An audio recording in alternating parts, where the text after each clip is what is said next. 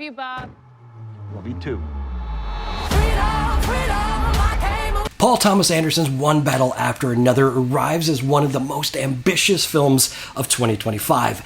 Clocking in at 162 minutes and photographed in VistaVision and carried by a score by Jonny Greenwood, expands Anderson's career into a new scale while continuing the themes that have defined his work for nearly 3 decades. At this stage, Anderson's reputation is secured. His films balance technical complexity with human vulnerability, and One Battle After Another deepens that balance. It is refined in its construction, layered in its imagery, and challenging in its ideas. Few filmmakers working today attempt projects at this level, and even fewer find a way to unify spectacle and intimacy. The story presents itself in a fairly direct fashion. A revolutionary group rises and then fractures and confronts betrayal. 16 years later, consequences of those choices resurface as a father seeks to shield his daughter from remnants of that struggle. The framework resembles a thriller with set pieces and confrontation and ongoing conflict between power and resistance. Yet, beneath the framework is a more intricate meditation on memory, legacy, and the repeating nature of conflict. The title, One Battle After Another, signals that struggles do not resolve. They evolve, they shift, and reappear across generations. Anderson treats filmmaking like a choreography. His camera glides through space as though part of a dance, while Greenwood's score supplies the rhythm. This has been a hallmark of his style since Boogie Nights, but here it finds its fullest expression. The editing creates a sense of momentum while resorting to mechanical pacing. The result is a film that feels alive. Images and sound seem to breathe in unison. Technically, it's one of the most accomplished work of Anderson's career, and the scale of this production highlights just how difficult this style is to maintain. On the surface, the narrative might appear simple: revolutionaries versus authority, parents versus loss, individuals against systems.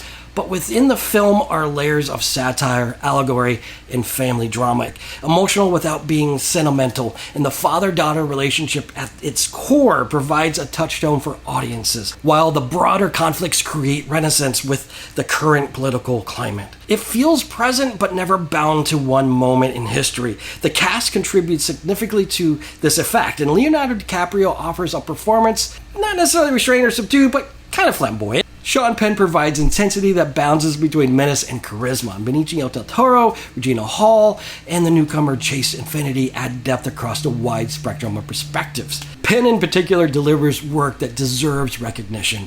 What stands out, however, is not only the individual performances, but the ensemble as a whole. Background roles, interrogators, teachers, officers are rendered with naturalism that grounds the heightened drama by placing overdrawn characters in authentic environments. And Anderson creates satire that feels unsettling rather than exaggerated. One Battle After Another also reflects the eclectic nature of Anderson's career. From the ensemble chaos of Magnolia to the psychological intensity of There Will Be Blood and the intimacy of Phantom Thread, he has refused to confine himself to one mode.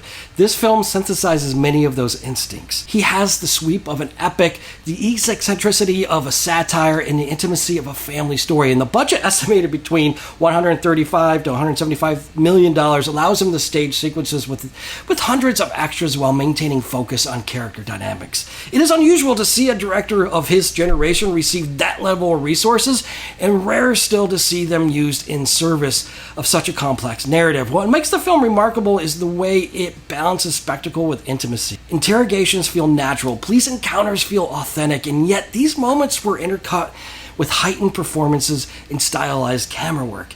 The result is a dance between realism and exaggeration, a signature Anderson trait, and VistaVision gives the wide shots a grandeur rarely seen in contemporary cinema, and Greenwood's score heightens the mood without dictating it.